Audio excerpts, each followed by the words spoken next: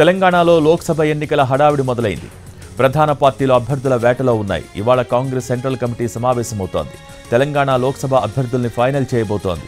7 నుంచి 9 మంది అభ్యర్థుల్ని ప్రకటించే అవకాశం ఉందని తెలుస్తోంది. మరోవైపు సీఎం రేవంత్ రెడ్డి, మంత్రి ఉత్తమ్ కుమార్ రెడ్డి ఢిల్లీ వెళ్లనున్నారు.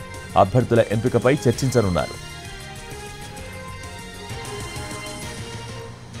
ఏఐసీసీ అధ్యక్షుడు మల్లికార్జున ఖర్గే అధ్యక్షతన పార్టీ కార్యాలయంలో కేంద్ర ఎన్నికల కమిటీ సమావేశం జరగనుంది.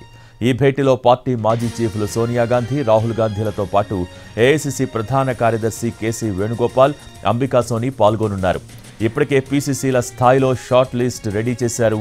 ఆశావహుల జాబితా నుంచి వీలైనన్ని పార్లమెంటు స్థానాలకు అభ్యర్థులను ఖరారు చేయటమే ఎజెండాగా ఈ సమావేశం జరగనుందని తెలుస్తోంది.